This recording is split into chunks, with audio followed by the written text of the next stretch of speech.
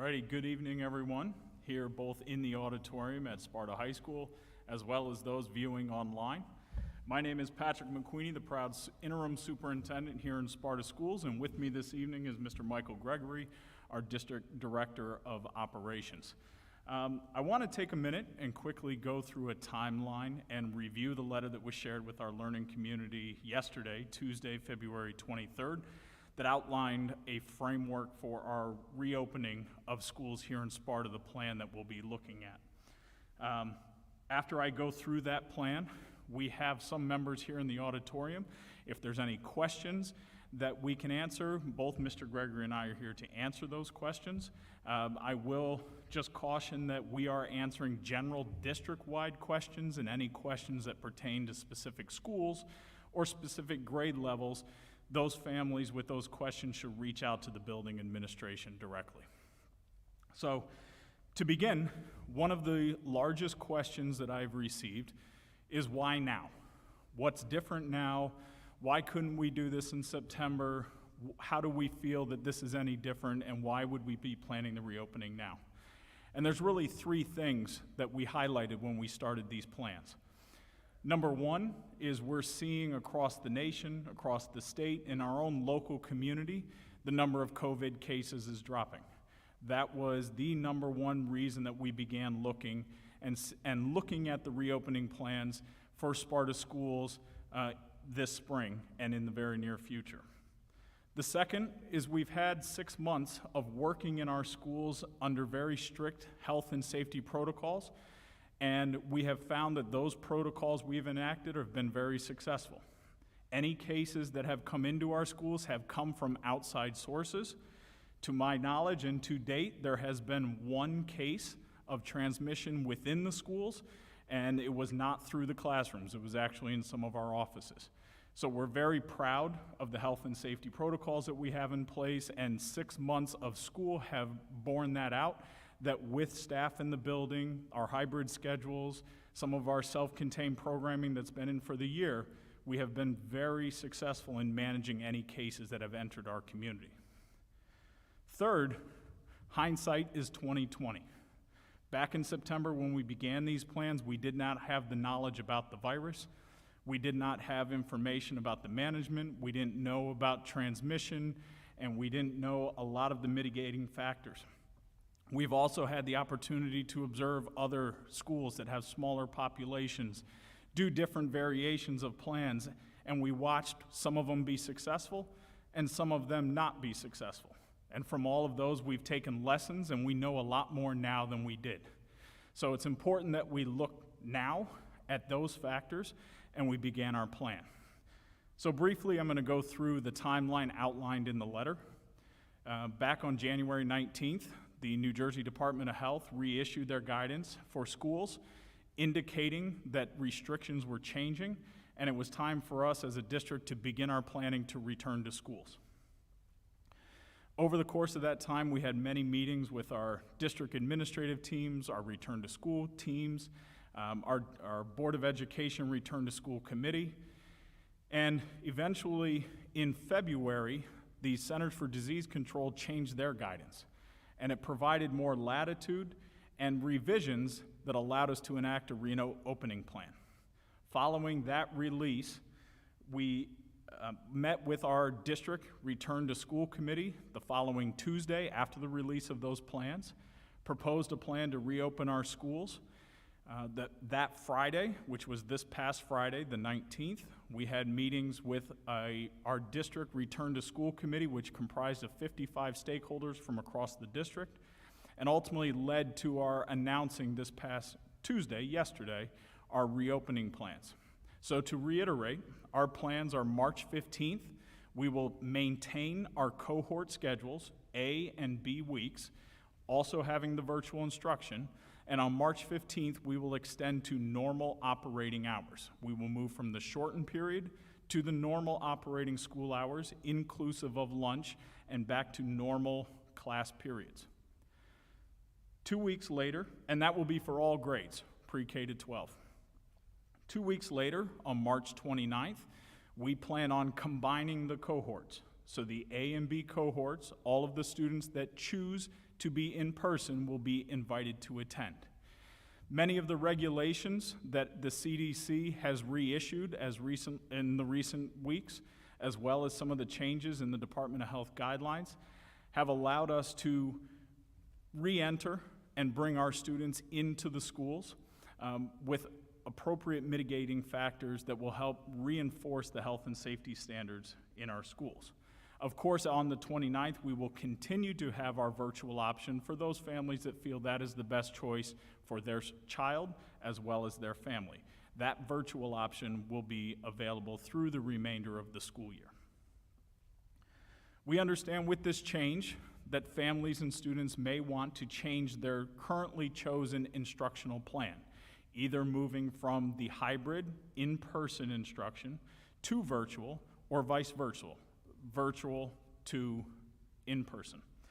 This Friday, February 26th, there will be a communication coming out from my office with a Google Form link. If families wish to change their instructional plan, they will be allowed to do so. We ask that those requests are completed in the form by March 8th, which will give us about a week to prepare the classrooms for the students that are wishing to come in, as well as the students that are wishing to go on virtual instruction, and that will go into effect on March 15th. This is only necessary if a student is looking to change their instructional plan, again, from hybrid in-person to virtual, or virtual to hybrid in-person. It is important to note that if a student is changing from virtual to hybrid in-person, they will experience the hybrid instruction for 2 weeks, beginning March 15th. 1 week they'll be in with their cohort, the second they'll be out. But then when we have in-person on the 29th, both cohorts will attend simultaneously. We understand that the timing now may not be one that families want to take advantage of, and they would like to wait till later on in the spring. We will have a second date after spring break, planning to send a similar letter out April 16th with an anticipated changeover date of May 3rd, so that families that are not ready to either move from virtual to hybrid or vice versa now have that opportunity again in May. 2 other family support services mentioned in the letter I want to highlight. We will continue to have pickup lunches at the high school here by our food service provider, Sodexo. Information is on our website and on Sodexo's website about those meals. There will be meals provided in the schools for students that wish to take advantage of that. Sodexo has been a great partner in helping us maintain health and safety guidelines and is working with the principals to address some concerns with lunch lines. We will have multiple pickup areas. We will have lunches delivered to classrooms. They will be pre-boxed in order to maintain as much of the health and safety protocols as we can. Also, another service available to our families is before and after care at the Alpine School, Mohawk School, and Helen Morgan School. That will be available. Again, there's a link on our website for anyone interested to see the registration rates, to get more details, contact information, and to register if they so choose. At this time, I want to turn it over to Mr. Gregory. He can give a quick update summary of some of the health and safety protocols that we have implemented and we will continue to implement during this transition back into our schools. Mr. Gregory? Thank you, Mr. McQueenie. Can you hear me? Can you hear me out there?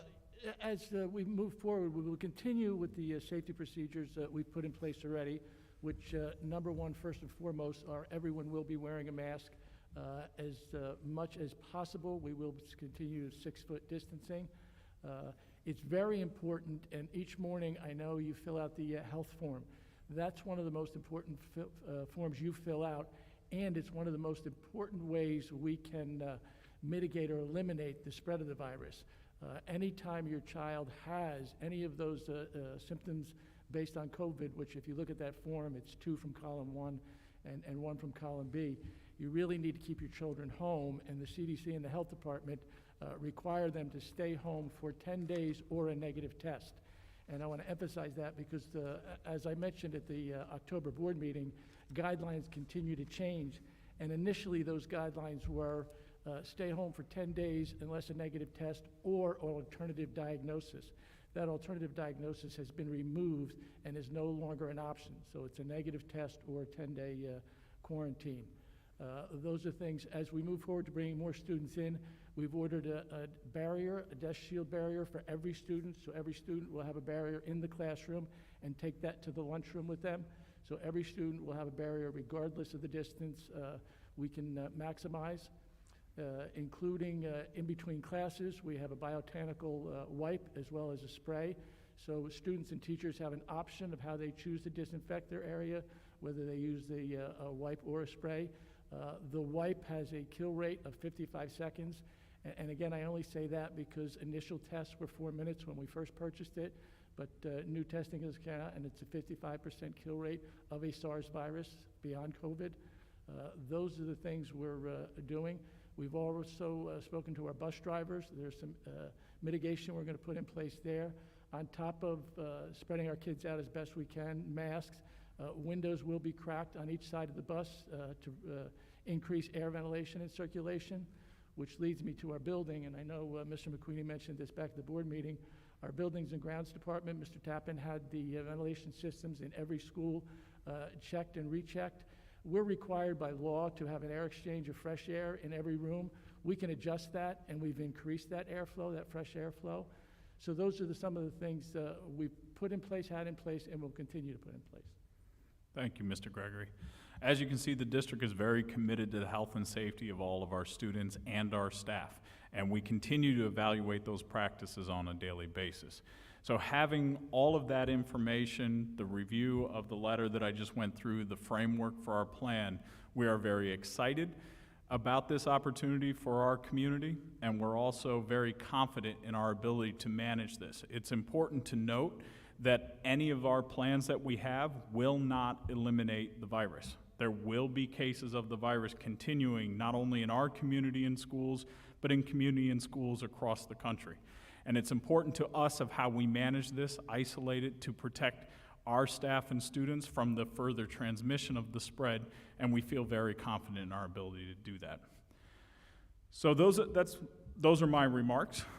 If there's anybody here in the auditorium that would like to ask a question of us, we have a podium down here in front. I ask that you would come up to the podium because it is mic'd. That way people at home could hear the live stream question and we can get it answered for you.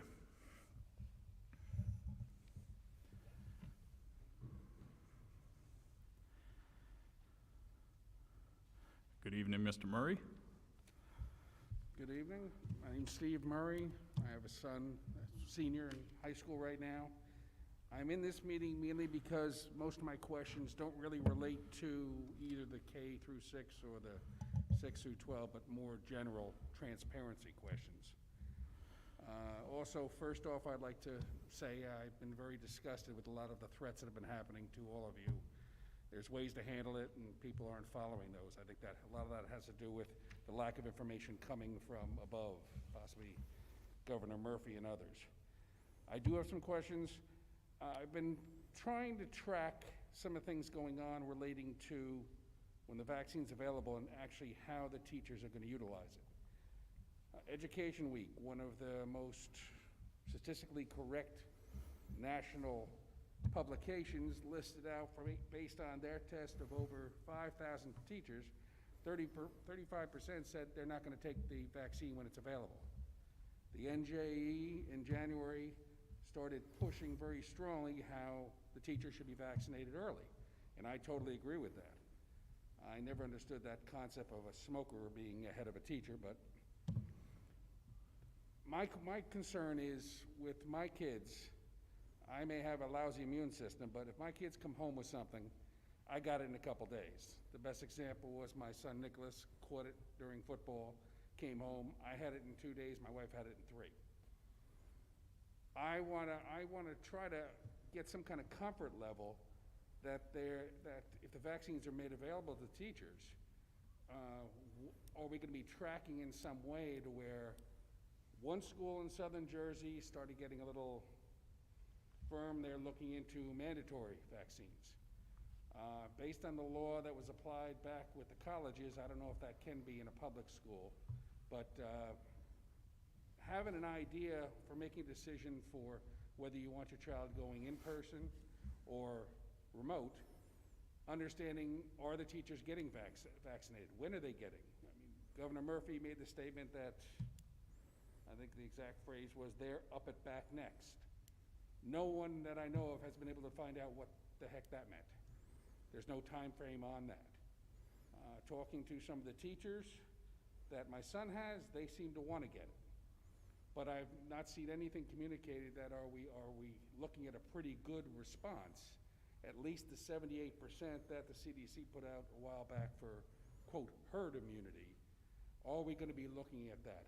Is it going to be presented out to the parents as we go along once the vaccines are available to teachers, which I still, all the sites I go on that seem to talk about it, the second I hit the site, it says it wants $100 for a subscription for a year, so I can't go any further to find it out.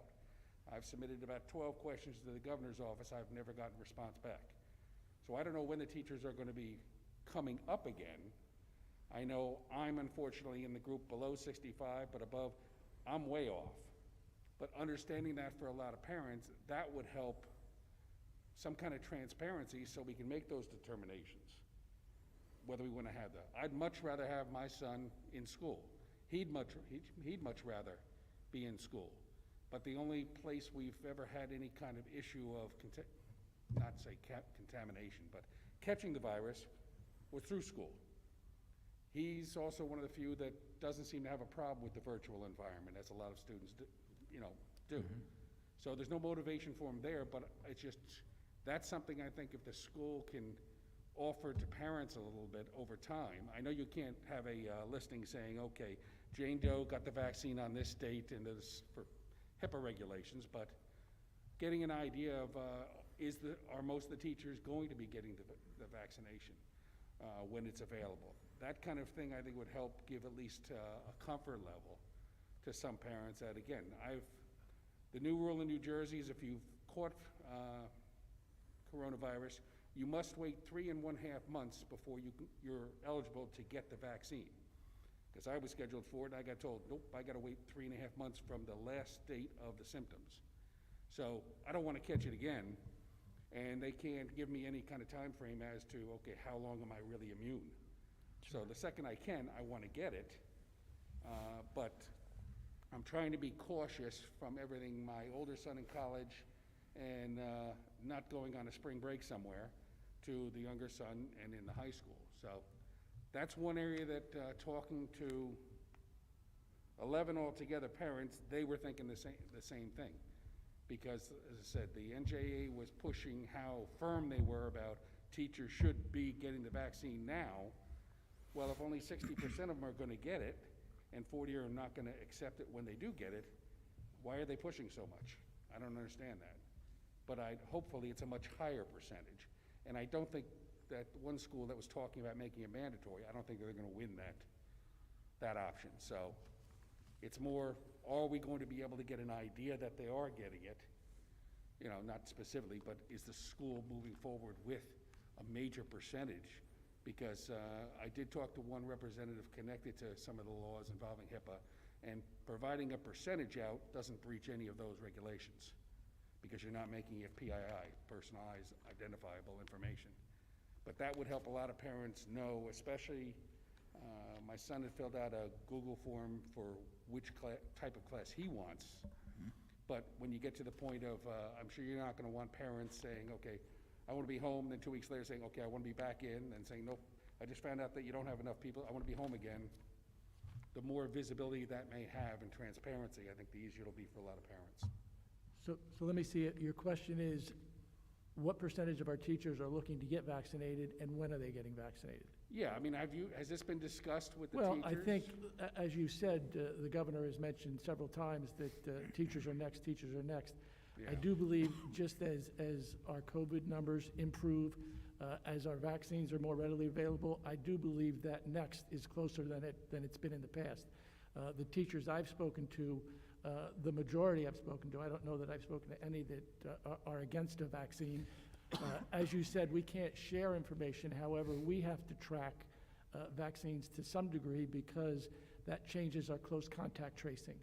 meaning since you've had COVID, if you were a close contact, we don't have to because you're immune.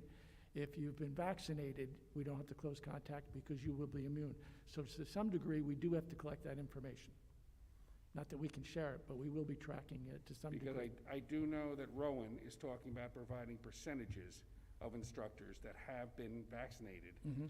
for the fall, for students that are going to be coming in. So they're giving out not who did, but an idea of, okay, we're 65%, we're 75%, we're 95%. Well, I think as you mentioned, that due to HIPAA concerns, they do not have to share it with us. So, as you said, we are at liberty to share. I don't know how impactful that number would be, because you have staff members that would get it, would not get it. That's their personal choice. I would tend to agree. I'm an advocate that I do think teachers should be prioritized to get the vaccination. We don't have the ability to control any of that. I've expressed to those that have questioned it, if there is a program out there, and I say this to everybody watching on the YouTube, if there is a program out there that we can bring vaccinations to our school buildings for our teachers, we would support it and look to give it out. We, in the absence of having that firm data, which I understand your concerns completely, I don't think I'm ever going to be able to say with 100% certainty what the percentages are. I can tell you they're more than not, but I don't think we'll ever get down to specific percentages just because people don't have to share the information with us. I would lean towards our ability to mitigate the viruses. You know, one of the things that we've learned in this whole process is that each of us controls our own health. If we take the precautions needed to stay home when we're sick, wear our masks, keep our distance as much as possible, we find that to be a huge factor in preventing the transmission of the virus. A vaccination helps as well. And recently, CDC put out information regarding the fact that vaccinations should not be a limiting factor to reopening schools, although it would enhance it. So I would agree with you with everything that you've said. I don't know how practical that is, that we would be able to have that. I would be certainly happy to share that most of our staff that we know of, if we had those numbers, were either vaccinated or not vaccinated. We don't have an issue with that. But what I would caution is I don't think it's something that we can rely on. As much as we would want to, I don't know if that's going to be information we have readily available. Because I know for a lot of parents, it's with what came out last week where, I can't remember the percentage, but a much higher percentage of infections were occurring through the air, not the touch that everyone thought was in the first place. Correct. Well, then that really pushes the environment of a classroom a little bit up for the idea of if a certain teacher happens to, I don't know if you're notified if an individual gets it. I know when my son got it and had the positive test, we got contacted from all over the place, so Well, obviously that. we get notified either by the family, the individual that contracted the virus, or we're contacted by the health department. So we are aware of there's a central database that once people test positive, it sends that information to the health department. The health department then shares with us when there's somebody in our learning community that has tested positive. I would refer people back to the COVID dashboard we have on our website that goes back all the way to September. Every letter I've ever sent out and a dashboard showing case counts by day, both students and staff are available. So we do get contact, and we are aware of those situations when they're reported to us or reported to the health department. They're shared with us. So there's nothing like that for vaccines that was planned? Not at this time. I have not heard anything yet. Okay. The vaccinations is an evolving phenomenon. We're seeing the restrictions are changing weekly, bi-weekly, in related to people as more people are being vaccinated. Mr. Gregory alluded to it. Vaccinated people that can document that they have been vaccinated no longer need to quarantine if they're a close contact of a positive case. That just recently changed in the last couple weeks. And as we get more data, we anticipate that more of these health and safety restrictions will change in response to vaccination specifically. Okay, thank you very much. You're welcome. Anyone else here this evening have a question they'd like to ask?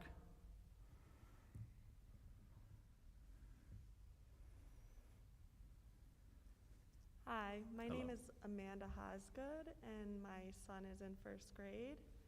I had a question about the partitions. Are they going to be clear so the students can still see around them?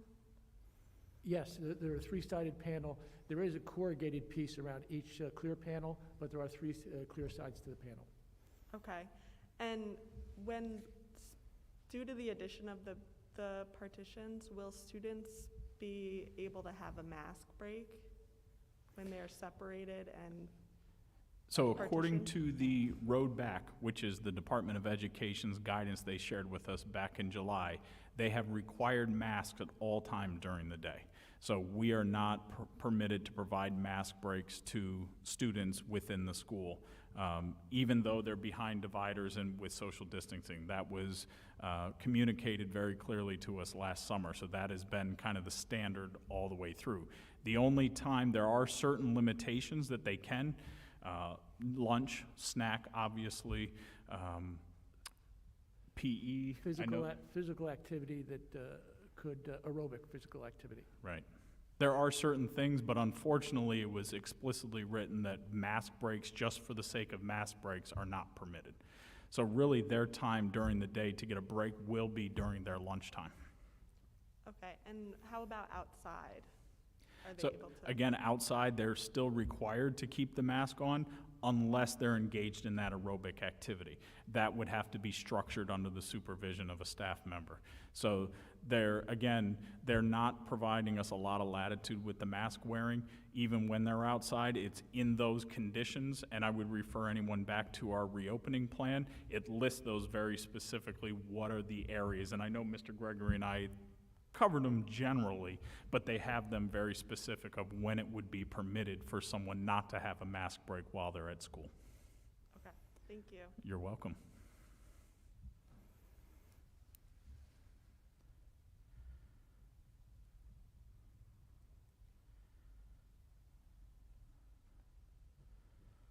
Hello, my name's Josh Torres.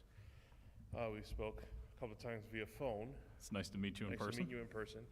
I'm curious about your process for transition points when everyone is in school. I understand the partitions are there, but when you have full buses and when you have all of your students in the building, are you guys staggering the bells? Are teachers transitioning in the hallways versus all of the students? Are you staggering buses? What's going to be the process when you have, I think it's like 3,000 students showing up all at once? I mean, I understand the classroom environment, they'll be behind the desk, but those hallways don't give you much space for social distancing, Sure. and neither does the buses. Sure. Now, the buses are going to have protocols. A lot of it's going to be dependent upon the routes. There will be some buses that have more students on them than others. In those instances, Mr. Gregory alluded to, we're going to have windows cracked. We're going to seat the back of the bus to the front. You know, we're not going to have people pushing past. You're going to sit in the back and then work your way up. Those types of things. Having family members sit together because they're from the same household. But we understand, and of course, without saying, masks all the time. So the buses are going to have some modifications, but the buses are the buses. We're going to have students in close proximity. They're going to need to wear their mask. We understand that's going to be one of the limiting factors, but it's also one of the reasons that we've pushed this out almost to April. You know, we're going to start in March, then there's going to be a March 29th. That's a shortened week, and then it's spring break after that, and we come back in April. So we feel confident we'll be able to open windows more and be able to do some of those things. In the hallways, all of the buildings have put dividing lines down the hallways, different staircases for different directions, so you don't have students passing each other. It may be an up stairwell here, a down stairwell there. They are constantly looking at the flow of students to address your concern specifically.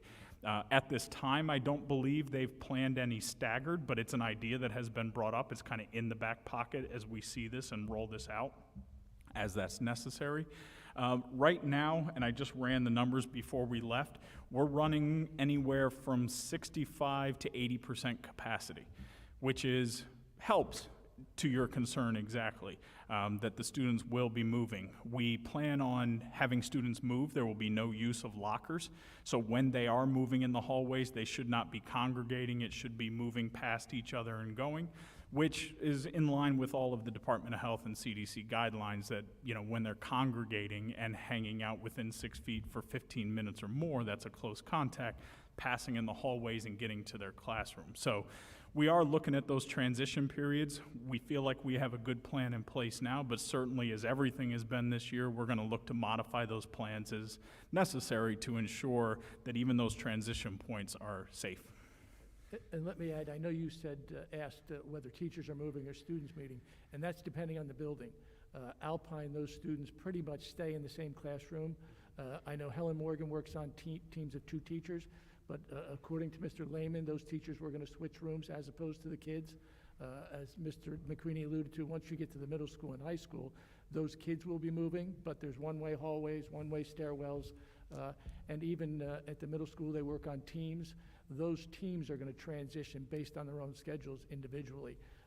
For an example, one team is really centrally located in one hallway, so they can dismiss a staggered if possible, but they've looked at that. But again, it looks different in each building.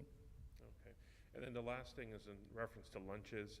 You made mention that lunches will be, in some cases, taken to the classrooms, and then, which in most cases now kids bring their home lunches and they bring their lunch home, they warm it up and so on. But then when you have food controlled within the building, they have to be certain temperatures when they're served in case of any yada, yada, yada. How are you guys planning on processing that? So I apologize if I didn't communicate it clearly. We're not going to eat in the classrooms. When I spoke about delivery, we talked about having different areas in the building, so I'll highlight Alpine, for instance. Alpine is going to be using their all-purpose room, but as students are spread out as much as possible, we may need to use sections of our media center and our step room. So we will have areas there, and when we deliver it, it will be pre-boxed. It'll be coming right from their cafeteria to those areas to allow them to get that. So we've been working with Sodexo, who's been an amazing partner with us, to make sure those types of concerns are addressed and making sure food control is done well and done right.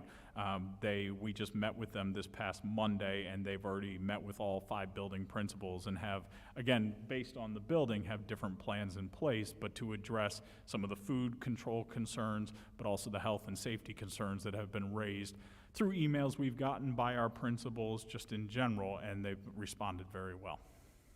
Okay, thank you very much. All right, thank you, and it's, again, nice meeting you in person.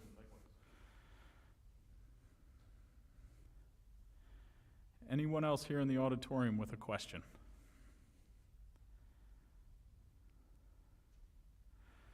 Okay, Mr. Gregory, do you have anything else to add this I evening? did want to add one thing. I spoke about, we can control what we can control in the building, and I asked that you to take a look at that health form each morning.